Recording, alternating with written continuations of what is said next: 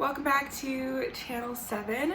My name is Ivana and today I'm filming a much overdue monthly wrap-up.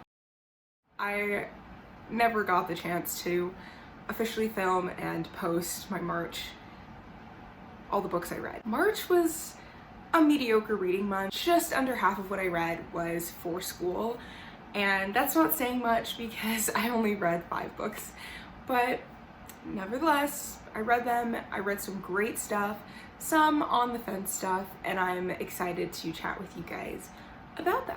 So let's get into it. The first book that I completed in the month of March is The Smoke Thieves by Sally Green.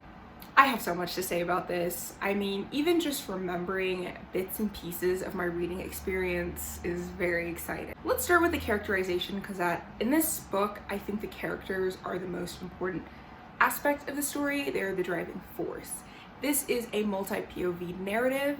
We have a shrewd princess, an idealistic soldier turned into a traitor, a radicalized servant, a charming thief, and a demon hunter. They all are coming from different parts of this continent, perhaps. There's 4 kingdoms, they're on the brink of conflict, and these characters are slowly being drawn together by one bottle of demon smoke. It's exhilarating, it's fun. They all have their own separate missions, their own targets and goals and objectives, which is basically all the same thing. But their execution is bringing them closer and closer together for who knows what. I mean, I don't know. It's gonna definitely unravel throughout this trilogy, because there's 2 other books. I personally love the fact that we had 5 distinct storylines and how they slowly started weaving together. It's very exciting to see how these very different and unique personalities kind of blend. You know, the upset, the anger, it's funny, it's kind of heartbreaking. I just had a fantastic time reading this story. It was a delight, truly, and honestly, and I cannot wait to pick up the second book. I don't actually have it like physically yet, and I do want to purchase a copy so I can have the whole trilogy, but I just have so many books that I've been purchasing, and so many books that I have to read before I get back to this, so I hope to get to this in the near future. I would highly recommend. I gave it a 4-star rating, which is solid, high fantasy. I don't think I have any real complaints about it that, you know, would kind of make you consider not reading it. But yeah, The Smoke Thieves by Sally Green. The next book that I read was kind of on a whim. I have recently been trying to read more translated works, especially after I read The Memory Police by Yoko Ogawa at the beginning of the year and completely fell in love with it. That is speculative fiction. It's fantastic. You can go back and watch my January wrap-up video because I talked at length about that story. But I decided to pick up No Longer Human by, sorry, I'm looking down here, but Osamu Dazai, I believe. And I mean, I have things to say. I was disappointed, to be honest. This story is about a young man caught between his northern Japanese aristocratic family's traditional values and the Western ideals that are being brought into the country at the time. I believe the intent of the story is to show how the kind of intersections of those 2 identities and the consumption of Western ideals is infringing on his traditional self, and to some extent he becomes no longer human. I think that was the premise of the novel. If I'm going to read a story where I have kind of a strong distaste for someone, I want to enjoy disliking them as a character. I did not enjoy disliking this man. I felt like I should have compassion because of the way that his thoughts kind of worked around in his head. I felt like I needed to feel sorry for him, but at the same time I was like, you are like awful. Throughout the novel, every person he encountered, I was just like, they don't deserve this. Like, nobody deserves to be treated with this much, I don't even know. I just did not like it. I think that it could, you know, be an interesting novel to study academically, but for a leisure read, it was not for me. I gave it 2 stars. After a month of deliberation, I finally settled on that reading. So, okay, the next book that I read, absolutely loved. I read this for my African contemporary novel course. I think this is my absolute favorite book that I read in this course. It is by a Zimbabwean author, and her name is Titsi Dangaremba, I believe is how you pronounce her name. So the main character's name is Tambu, and her future is propelled forward by the death of her brother, in which she feels no remorse concerning the events surrounding his death. After all, it is the reason that she gets to seek a higher education and that she has a future. This was a poignant narrative about girlhood and womanhood and traditional mores and, you know, Western and English impositions. It talked about cultural alienation and class divide and race. It was honestly remarkable how much this story fit in itself and how much it did that work without directly doing that work. There's so much stuff in this novel that was just incredible. I wrote an essay on it, and honestly, I wish I had like 20 pages to write because this was so good. I wanted to read a couple of lines from this book that I personally really enjoyed because, again, it was brilliant, and this author just has a gift for tying together words to make narrative. This is the opening line. I was not sorry when my brother died, nor am I apologizing for my callousness, as you may define it, my lack of feeling. For it is not that at all. I feel many things these days, much more than I was able to feel in the days when I was young and my brother died. And there are reasons for this more than the mere consequence of age. It goes on to say that my story is not after all about death, but about my escape and Lucia's and my mother's and Maiguru's entrapment, and about Naisha's rebellion, Naisha, far-minded and isolated, my uncle's daughter, whose rebellion may not in the end have been successful. So this is a story about women, but it's also about the men in these women's lives. And I really want to read this again. I gave it 4.5 stars, and I'm honestly contemplating just giving it 5 stars altogether because this is probably one of the best novels that I've ever read, and I'm not one who favors literary fiction or just general fiction over, you know, fantasy and stuff like that, but this was brilliant. Breathtaking. The next book I read was also for my African contemporary novel course.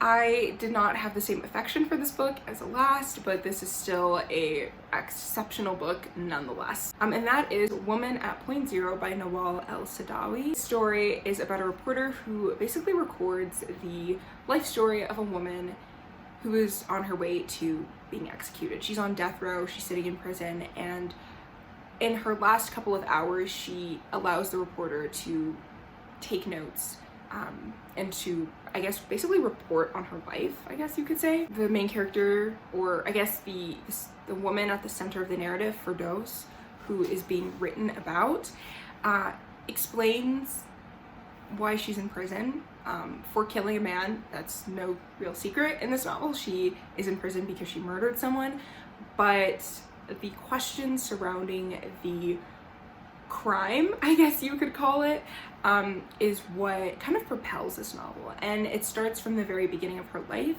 her interactions with men, authority, which has characteristically in our society been men.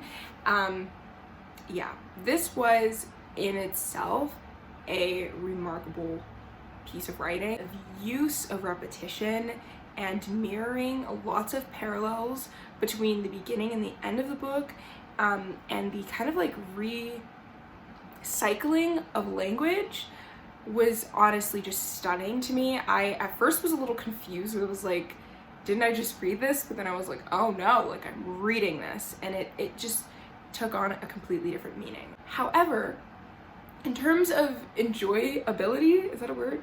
In terms of how much I enjoyed this novel, I did not. From the beginning to the end, I wanted it to end. And that's because this dealt with very, very heavy and triggering topics. So I would like to just, you know, list out a couple, not all of the trigger warnings. Sexual violence, domestic violence, abandonment. Those are probably the most central, rape.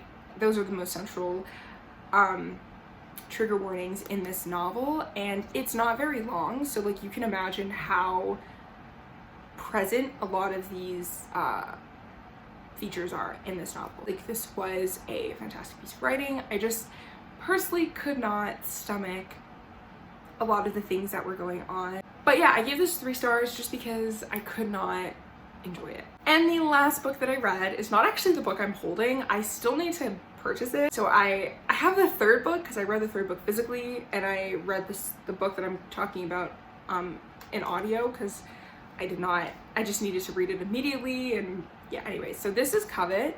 The book that I'm talking about is Crush by Tracy Wolff. It's book 2 in the Crave series. This is book 3. I'll be talking about this in my April wrap-up because I read it and I loved it. For Crush, I can't really talk about what actually happens in the story like at all without ruining what happens in the 1st book.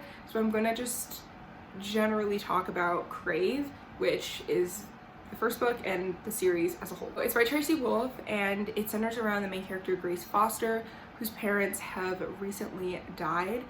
Grace is sent to live at a boarding school in Alaska, which is, it's literally in the middle of nowhere, and it's because her uncle runs it and her cousin goes there, so she is now going to school in this random middle of nowhere Alaskan boarding school. However, things are not as they seem. Everything is very off. People are acting kind of strange around her, staring at her. There's something going on that she doesn't know about. And truly, there is. I don't think this is a secret. This is a supernatural series. Like, it's basically characterized as like a version of Twilight, or if Twilight had like a baby, it could be this story. So you know that there's supernatural creatures, and this school is a school for the supernatural. But she doesn't know that when she initially starts there, and eventually the oddity of her student body becomes clear to her, and things start to unravel.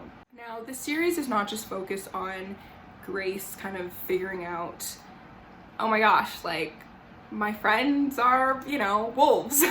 It's not like that. Well, they're actually not wolves because the political situation's a little rocky there, but it mostly centers around Grace's self-discovery and like kind of coming to terms with who she is as an individual amid this school of supernatural individuals. It's fun, it's angsty, it's very, very quirky, and it's definitely not everybody's cup of tea.